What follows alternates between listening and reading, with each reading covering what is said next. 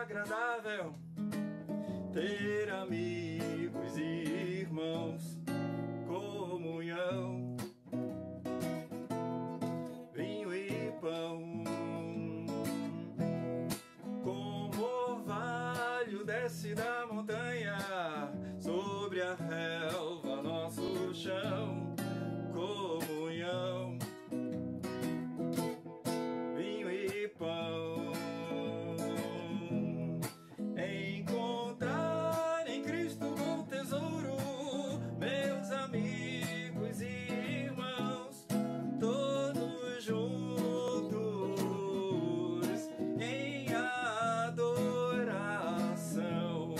Alegria enche toda a casa, nossa, aleluia, glória a Deus, comunhão, vinho e pão. Oh, quão bom e agradável ter amigos e irmãos, comunhão, vinho e pão. Como orvalho desce da montanha, nova relva, nosso chão, comunhão, vinho e pão. Encontrar em Cristo bom tesouros, meus amigos e irmãos, todos juntos em adoração. Alegria enche toda a casa, aleluia, glória a Deus, comunhão, vinho e pão. Alegria enche toda a casa, aleluia, glória a Deus, comunhão, vinho e pão, comunhão, vinho e pão. Oh, quão bom e agradável é que os irmãos de verdade vivam em união. Que seja assim, para a glória de Deus. Amém? É a penúltima letra da palavra crescer, do acróstico para a palavra crescer, onde se formou a palavra envolver. Vivemos no tempo do não me envolvas, do tô nem aí, para os mais antigos, da lei de Muricy. Paradoxalmente, é o tempo de muitíssimos relacionamentos pelas redes sociais, porém à distância, superficiais e facilmente descartáveis. E em se tratando de fé cristã, que sempre de modo saudável se caracterizou pelo todos os que criam viviam juntos, parece que a coisa está ficando estranha. Hoje se apresenta naquilo que podemos chamar de fé híbrida. Bonitinho, né? Quando quero, ou estou disposto, vou presencialmente à reunião da igreja. Quando não, ou tenho um compromisso mais importante, onde nós chegamos. Fico na live. Pior ainda, na fé cristã de hoje é quando aparece uma nova teologia dizendo que o indivíduo cristão é uma igreja, enquanto que a palavra de Deus declara que a igreja é um corpo composto por membros, onde cabeça é Cristo e não um membro seja o corpo, igreja. Todo esse comportamento me faz lembrar de um episódio contado por um pastor professor na capela do Seminário do Sul.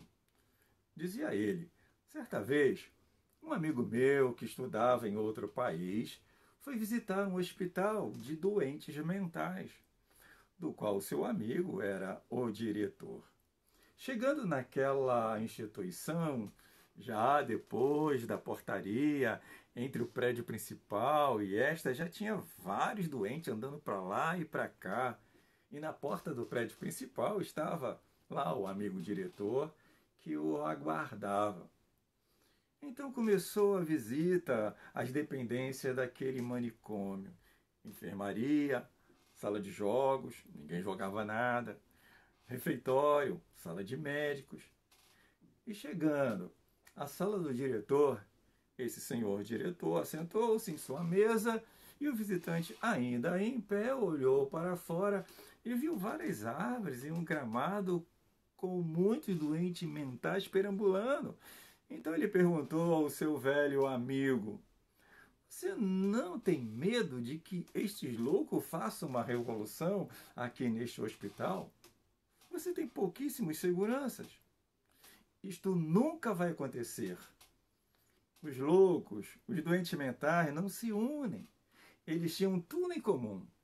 Estavam habitando no mesmo lugar, comiam praticamente as mesmas comidas, bem, tomavam praticamente os mesmos tipos de remédio e sofriam os mesmos tipos de contenções quando necessário. Porém, eram incapazes de se associarem, incapazes de se unirem, incapazes de se comprometerem uns com os outros, incapazes. Por quê?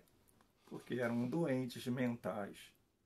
À luz disso, entendo que, em se tratando de fé cristã, entendo que podemos identificar uma pessoa saudável na fé, que seja aquela que tem facilidade de se associar ao grupo da mesma fé e que tem essa necessidade de estar comprometido com o rebanho de Cristo. O sábio Salomão afirmou: busca o seu próprio proveito aquele que não se associa. Ele se rebela contra a verdadeira sabedoria. Ora, se a verdadeira sabedoria vem de Deus, então não se associar, viver isolado como que não me importo com essas coisas, ou com os outros, ou só quando as coisas me satisfazem, bem, eu estou me rebelando contra Deus. Isto é enfermidade espiritual grave e perigosa. Quero, à luz da palavra de Deus, propor uma terapêutica para a saúde de uma fé adoecida. O texto é plenamente conhecido de todos os cristãos. Salmo 133, que diz assim: ó, quão bom e quão suave é que os irmãos vivam em união. É como o óleo precioso sobre a cabeça que desce sobre a barba de Arão, e que desce sobre as orlas das suas vestes. É como o orvalho de Hermon, como que desce sobre os montes de Sião, porque ali o Senhor ordena a bênção e a vida para sempre. A primeira ação para uma fé saudável e crescente é a ação que eu chamo de família carismática.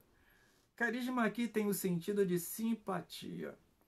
O salmista faz referência à união fraterna. Verso 1 expressa o desejo dele para com o seu povo. Um viver em união é diferente de estar simplesmente reunido. Esta vida em união é boa e suave. Vida em união é vida na vida. É muito mais do que cantar músicas que falam de união. Nada contra, amo essas músicas. Mas que muitas vezes na prática é uma grande mentira. Vida em união é se preocupar na perspectiva paulina, que diz: chorai com os que choram e alegrai-vos com os que se alegram.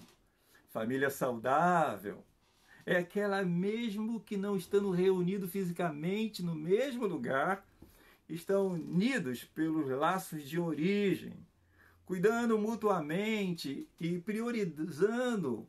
É aquele mesmo princípio dito pelo apóstolo Paulo. Mas se alguém não tem cuidado dos seus, e principalmente dos da sua família, negou a fé e é pior do que o infiel. 1 Timóteo 5,8. O princípio é priorizar a sua família consanguínea. E o segundo, priorizar a família espiritual. Comecei a pensar em elaborar um teste para diagnosticar a saúde espiritual de um crente e, consequentemente, de uma igreja. E para isso, comecei a utilizar o padrão família nuclear. Na família, todos sabem o endereço dos membros dela. Na família, pessoas fazem refeições em conjunto. Na família, todos sabem o que cada um gosta. Na família, todos sabem qual é o lazer predileto de todos. Na família, todos sabem que tipo de medicação ou doença cada um tem. Na família, eles dormem sob o mesmo teto. Na família, todos sabem o nome completo dos seus membros, é claro. As perguntas, então, que eu faço nesse diagnóstico é, por amostragem, primeiro, diga-me o nome completo de pelo menos 10 pessoas de sua igreja. Não vale quem trabalha em secretaria da igreja. Segundo, dessas 10 pessoas, qual é o prato predileto de cada uma? Terceiro, dessas 10 pessoas, quantas vezes você já dormiu sob o mesmo teto de cada uma delas? 4. Dessas 10 pessoas, quantas vezes você fez refeição com cada uma delas? 5. Dessas 10 pessoas, quais são os tipos de medicações e enfermidades que elas convivem? 6. Dessas 10 pessoas, quais são os hobbies de cada uma delas? E aí por diante. Fazer isso pelo menos em 10% da membresia de uma igreja certamente daria para diagnosticar qual é o grau de comunhão e envolvimento de seus membros têm para com Deus, em primeiro lugar, em segundo, para com ela. A segunda ação para uma fé saudável, crescente, é a ação carismática envolvente. Carismática aqui, assim, tem o sentido de ação do Espírito Santo. No verso 2, o salmista compara a união ao óleo precioso. É como óleo precioso. A qual óleo precioso o salmista faz referência? A comparação que o salmista estabelece não é com o óleo de alegria. Antes, ele compara a união ao óleo da unção que era de uso exclusivo dos sacerdotes. É como o óleo precioso sobre a cabeça que desce sobre a barba de Arão, e que desce a orla das suas vestes. Verso 2. O óleo da unção, após ser derramado sobre a fronte do sacerdote, escorria sobre a barba até atingir a orla do manto sacerdotal. A união fraternal é comparável ao óleo sagrado da unção, que era utilizado na unção desses sacerdotes e dos utensílios da tenda da congregação, Êxodo 30, 31. O óleo era composto, assim, das principais especiarias da época. Veja lá em Êxodo 30, 23. Era feito por um artista, perfumista. Enquanto o óleo da unção era proibido ao povo, a união fraternal não era vedada. Pelo contrário, embora a união tenha o mesmo valor do contrário da união, todos deviam e podiam utilizar sem restrição alguma. Vale ressaltar que hoje, aquilo que o óleo da unção simbolizava não é mais proibido ao povo de Deus, e muito menos a união fraterna. É deixar-se ser usado pelo Espírito Santo e abençoar outros tantos irmãos. É poder deixar o Espírito Santo usar os nossos dons e talentos para a edificação dos outros. Quando a palavra de Deus diz que Deus não é um Deus de confusão, mas sim de paz, ela diz isso no contexto da atuação do Espírito Santo. E assim como a visão do óleo derramado sobre a cabeça de Arão, escorregando sobre a barba e atingindo a orla de seus vestidos, demonstra um envolvimento total, uma suavidade divina. É ao contrário de que se possa pensar que sujou as vestes dele. Pelo contrário, deixou marca de suavidade da presença do Espírito Santo. Igreja, o cristão que vive sob a ação do Espírito deixa marcas graciosas na vida daqueles que têm com eles e vivem ou viveram nela.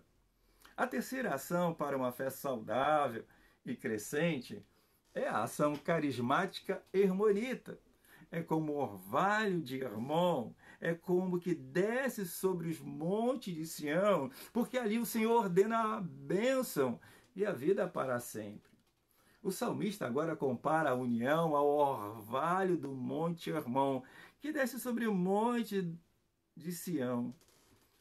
O monte Hermon, ele atinge uma altura de cerca de 2.814 metros sobre o nível do Mediterrâneo. ele tem assim o cume coberto de neve durante o inverno.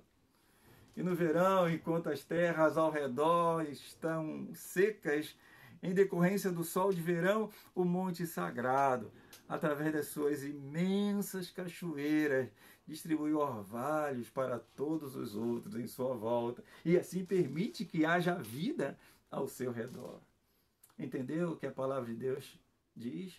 Viver em comunhão é poder compartilhar em tempos difíceis recurso com aqueles que sofrem escassez. Esta era uma marca da igreja primitiva também, que não precisa ficar fossilizada, usando um dos termos que uma das colegas pastora pregou nesta semana profética.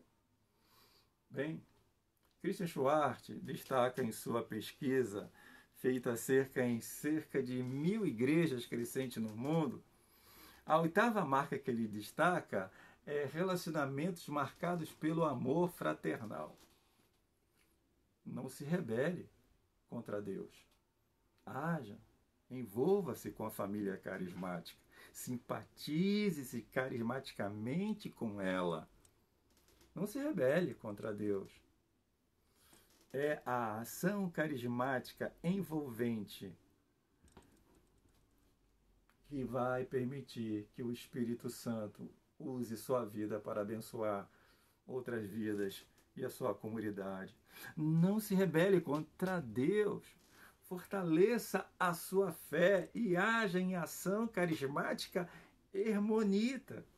Em outras palavras, tenha uma vida espiritual saudável, tenha uma fé assim crescente, que o Senhor possa abençoar a sua vida de forma que ela possa se mostrar saudável, de maneira que você, de forma envolvente, esteja abençoando tantas outras pessoas e seja alegre, feliz por estar participando de forma comprometida com o corpo de Cristo.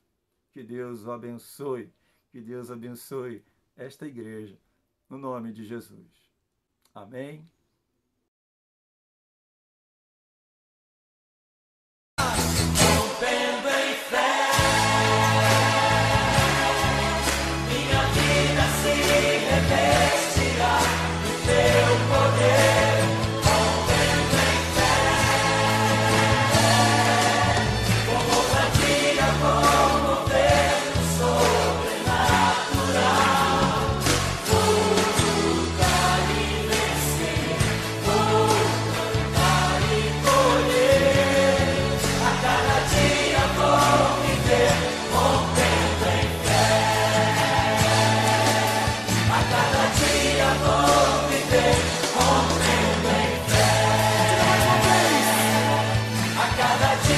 Vou viver.